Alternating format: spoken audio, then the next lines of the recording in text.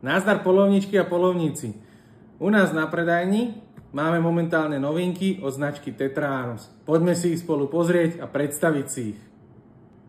Značka Tetra ako taká vznikla už v roku 1985 a začala vyrábať komponenty pre turecký trh a prioritne pre tureckú armádu. V roku 2007 značka Tetra inovovala celú výrobu, nakúpila nové CNC stroje a začala sa venovať aj výrobe štandardných zbraní, ako sú brokovnice.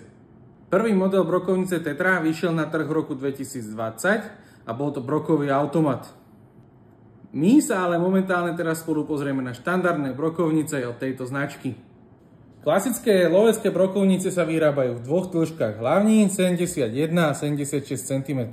Samozrejmosťou sú ventilované hlavne a na konci sú čokované.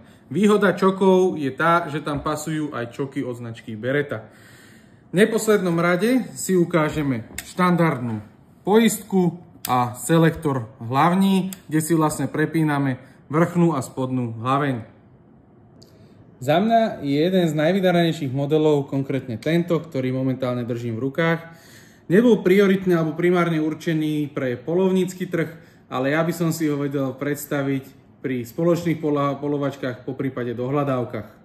Dĺžka hlavní u tejto brokovnice je len 50 cm, hlavne sú tiež ventilované, vpredu máme priamo na hlavni prichytený rail, takisto aj hore na hlavni je rail, na rail si môžem ľubovoľne nahodiť kolimátor, poprípade aj nadhankový puškohľad. Samozrejmosťou je zase poistka a selektor hlavní. V prípade, že sa vám brokovnice zapáčili, budeme radi, ak nás navštívite u nás na predajni v Trnave na Pekárskej 40.